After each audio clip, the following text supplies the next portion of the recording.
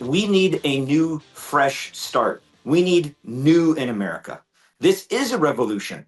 And it's not a revolution that's armed and bloody. It's a revolution of our constitutional rights and voting and having an option that isn't the typical two-party lie.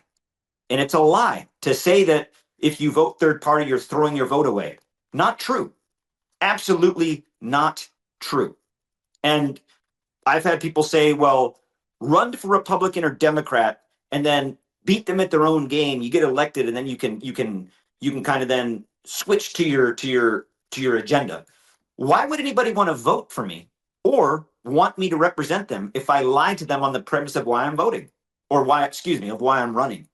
So I am running in full transparency. I am a third party Green Party, and I am running as a third party Green Party because I believe in the values of the Green Party. We should demilitarize our over expansive military budget. I don't think we should get rid of a military, but we shouldn't have a $1.7 trillion offensive wartime treasure chest to take over sovereign countries. We should have universal health care. We pay for Israel's universal health care. Why shouldn't we have it?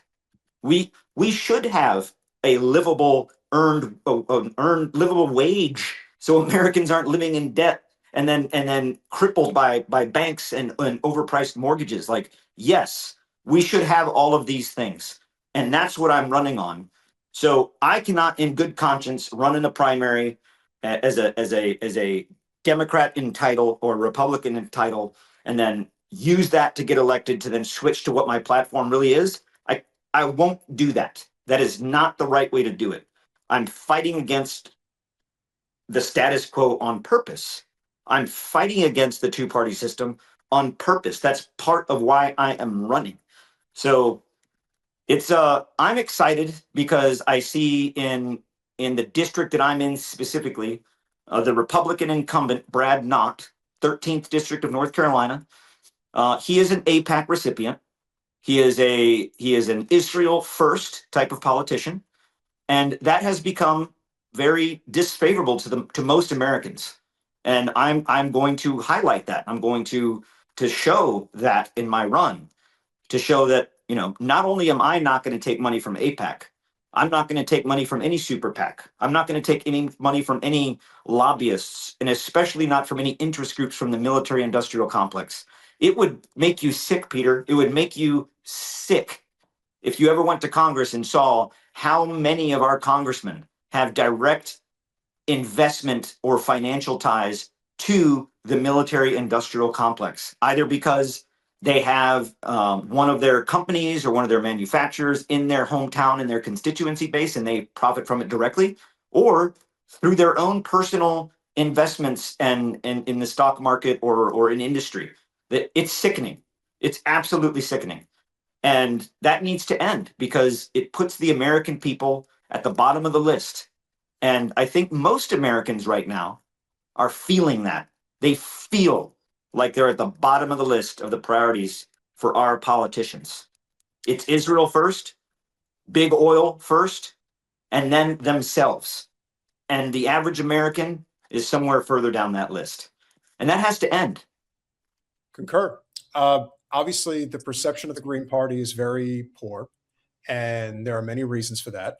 I think that while you need to have a populist left party in this country, you have to have a party that is led by people that understands trench warfare. Now, whether that is in actual combat or in the political arena, there are way too many people who simply do not understand how these things actually work. And I think the task that you and Greg in particular are taking on right now, as well as Butch Ware in California, you are taking on the responsibility of reshaping the perception of this political party that is right there for the taking. I've been saying it to you ever since we first connected. I said, there is an option. You have an off-ramp away from the Democrats and Republicans. You have the Greens and you have the Libertarians. They're right there. Most of them already have state infrastructures, much less federal infrastructure. They just need proper leadership that understands what it takes to cultivate this. And as far as I'm concerned, the anti-war movement in this country is much bigger than people realize. And if you have, especially veterans, running for office in either the Green or Libertarian parties, I believe it's going to have an incredible impact in terms of drawing people's attention into an off-ramp situation where not only are they no longer going to support the Democrats or Republicans, but they will not only vote Green or Libertarian, they will financially contribute to them to build out their infrastructure, but it must be led by individuals who understand what it is going to take in order to create that infrastructure where it can create viability. Because that, more than anything else, is what will draw the most people in. If they think change can happen, if they believe it can happen, and they see it happening, it'll open like a floodgate. Up scrolled, no one knew about it. Had one little moment, people noticed it. It went from 100,000 subscribers to 1.5 million in the blink of an eye. And the same thing can happen with this situation. I'm not here to speak ill of the past and who was involved with the Green Party and who's running it or who has run it. But if the leadership of the party going forward is in the hands of individuals like yourself and Greg Stoker, then I think there is reason for optimism. That's my thought. And I would concur with that, and I truly appreciate that from someone from your experience, knowledge, education, and background in political systems and political party to recognize that it's the leadership and it's those that are in the party that make the party what it is in terms of, and I would encourage anybody to go and look at the 10 values or the 10 pillars of the Green Party. And I guarantee you, any American, as you read them, you'll be like, well, that sounds pretty good to me. That sounds pretty rational to me. Grassroots democracy, representing the people. Well, that sounds good to me. Not taking money from corporations and being bought off by the military industrial complex. That sounds good to me. Not getting involved in endless wars that cost our nation billions, that do not secure our national interests or make our position in the world any safer. Well, that sounds good. When you look at them, you're like, those are all things that align with my values. But the idea of, the Green Party, because of the perception of it, well, now you're right. You've got folks like myself. You got folks like Greg Stoker, retired, former Army Ranger and an advocate for humanity. You've got Butch Ware out in the West. But we also need to understand in our country that the multipolarity of parties is what made our country it's what birthed this democracy into something that was actually viable and lived. We didn't have the two-party system right from the inception. George Washington ran unaffiliated, and every president after him ran in an election that had 3 or 4 parties all running at the same time. It was not until Ulysses S. Grant, the 18th president, that we got locked into this Democrat, Republican, Democrat, Republican, Democrat, Republican. Before that, we had the Democratic Party didn't even exist until 1826 when Andrew Jackson ran against John Quincy Adams. And John Quincy Adams even called his new party formed under that to run against Jackson as the anti-Jackson party. And there were 4 parties running in that election. And the Democrats won.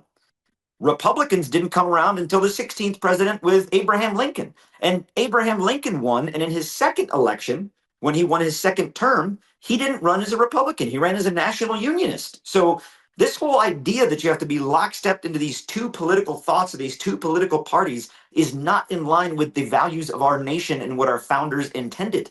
And it's time to recognize that we, the people, have options. And there are people now running in the Green Party where you have leaders that will absolutely put their life on the line for you as an American. If I haven't proven to the American people over 25 years that I'm willing to put my life on the line for this country, then I don't know what else someone has to do. But I'm running to go to Congress to put my life on the line for the American people. I don't care about what some lobbyist is going to pay me to do or tell me to say. I don't care about what my popularity in the Congress or in the caucus will be. I don't need more friends. I'm there to represent the American people, and I will do it with vigor. I will do it with courage. And I guarantee you there aren't many that are going to be able to stop me when we get on a roll in Washington. Let's talk about some of the issues obviously at play here. Universal health care is clearly a top issue, which is great. I also see childcare, universal childcare. That is something that currently Mayor of New York City, Zoran Mamdani, apparently has been able to implement Yes. impartiality at the city level, which is very interesting. Honoring our veterans. Again, what is the best way to have defense? When I hear you consider all the hoopla, and a lot of people have abolition on their minds these days.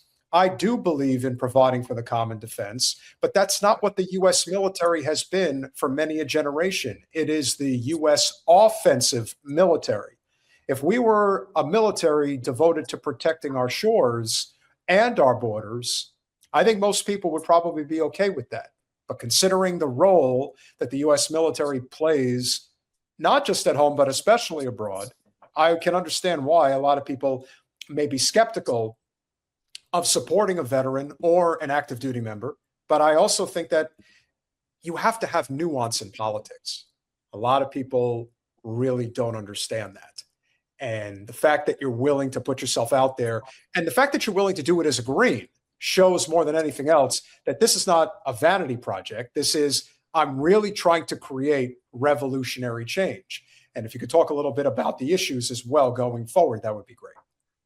Yeah, so the ones that we already covered, universal healthcare, I think that is, so to me, the universal childcare, universal healthcare, housing, and the earnable living wage, all of those are so intricately connected in terms of, if you look at families that live in sustainable housing that they can afford, where they're not spending over 30% of their income simply on their housing, they lead healthier and happier lives, mentally, physically, emotionally.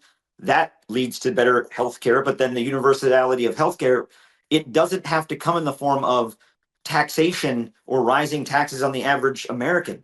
We can lower premiums of the big pharma companies that charge $400 for a pill when in reality it doesn't cost that much. I get all my medication from the VA. So I know what the cost is in terms of what it is to provide it to me, because I see the cost savings from the VA, and I know it doesn't cost what those pharmaceutical companies cost, those private companies where you may go and pay your copay for something that you otherwise couldn't afford. But we can also reinvest billions and billions and billions of dollars by starting with, stop giving Israel billions of dollars. We could reinvest that before we even have to talk about raising a single tax. Stop spending $192 billion this fiscal year, and next fiscal year wanting to spend $107 trillion on the Department of War to be prepared to fight wars of offense and to violate. The reason we're putting $1.7 billion, or excuse me, $1.7 trillion into the NDAA for the Department of Defense next year. Why? For Greenland, to figure out whatever it is we're going to do in Venezuela. No one in our administration has proposed what the plan for Venezuela is. No one. We took out its president. We have the vice president sitting interim. The American administration will tell people that we have agreements and pathways, but none of those have been expressed. We don't know what we're doing. And yet we're talking furthermore about Honduras, Colombia, Mexico, Cuba, Greenland. That's what that budget is going towards. We could, I know that give me a week on the Hill with sitting down with the entire National Defense Authorization Act. And because I lived it and worked it for 25 years, especially as a higher ranking officer, looking at our operational spending budget, our lines of accounting, I could look through the NDAA and say, well, you don't need that. That's outdated. That's not going to do us any good. That's duplicitous to what the Navy or the Air Force already have. We don't need that. And you can cut without having an impact of one iota to our military readiness or to our defense posture. In fact, you would improve it because you would take so much out from the military has to manage, and we can put that money right back into the American people. And that can be done. That's fiscal year money. So when you're not talking about the FIDEP or the fiscal year 5-year budget, you're talking about the execution year where you can say, That money, we're not going to spend it on that. We're going to move it here. How do I know we can do that? How do you know we can do that? Because it's exactly what the president did to move $169 billion from other programs to the DHS to fund 10,000 ICE agents. It can be done. It's just a matter of willing to do it. And a lot of congressmen aren't willing to do what I just told you, because when you do that and you go down that funding line, why do we have this missile that this service has and this service has, and this service has a surplus and this service doesn't have any, so we're going to buy this many more to fill that in instead of doing an exchange of wartime stock? Well, because Raytheon owns that, and that congressman has Raytheon in his district, or he invests in Raytheon. So it's real easy to look the other way and just say, oh, keep it, because people aren't going to notice it. You need someone in Congress that has the ethics to do the right thing when the American people may not even know what the right or wrong thing is. That's what we need. What do you need specifically out of the gate for your campaign? And I can share some thoughts and based on my experience. But right now, at this stage of the game, obviously your election is in November, so you don't have to worry about a primary. But with that being said, what are the primary focus points that you want people to address if they are thinking about potentially getting involved? So I see it in three levels of rings, and it's not lost on me that I'm also running for District 13. This is a revolution. So for any of you assault on Precinct 13. For any of you Hunger Games fans out there, this is District 13 rising from the ashes. Yeah. So when you look at there's the local piece for people that are in my district. Well, I want your vote. I want you to come out and attend town halls. I want you to be out there and encourage people to vote and knock on doors and make those phone, or knock on doors and be present at events. In that outer ring, maybe you're not in my district. You can do the phone calls. You can do the volunteering for online support. You can donate. Donation's always certainly a way, but then there's that outer ring of the United States and quite frankly around the world. I've gotten so much support from folks in Ireland, in Spain, in Germany, in Canada. I mean, in Mexico, in Australia, people reaching out and saying, "Man, I wish I was in the United States and I'd vote for you." Well, we have the internet and social media. Push. I'm on Upscrolled, and I'm on X, and I'm on TikTok, and I'm on Instagram, and I'm on YouTube, and I try to put what I can out there to keep everyone informed. So push that. Like, subscribe, follow, push the message. Too much is never enough when we're talking about pushing up against a machine that has legacy media that a lot of people still do watch. But the other thing is to get the word out and have that conversation about, if the majority of adults in the United States now are identifying themselves as independent, but they feel they don't have anyone to vote for, so they're locked into voting for the lesser of two evils of a Democrat or Republican. And the overwhelming majority of Gen Z and millennials identify as independent and won't vote because they don't feel like there's a candidate to vote for. Well, let's get the word out to where, no, there is an option. There is an option in voting for the Green Party, especially when we're talking about at the gubernatorial level, like Butch Ware out in California, or in the congressional level for Senate or representatives. You're not throwing your vote away. You're not throwing your vote away at all. You are empowering yourself as a constituent, because imagine this: in the latest round of the War Powers Act, twice to reaffirm the tenets of the War Powers Act, and it went to the Senate or to the House, and twice because of a deadlock tie, who had to break it? Vance, JD Vance, the vice president.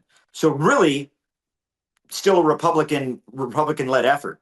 Imagine if you had individuals that didn't have to vote upon party lines, that if they don't, they're not pressured. Those Democrats that switched to then fund ICE into this next piece, they may have caused implications for their next election, whether they see it or not.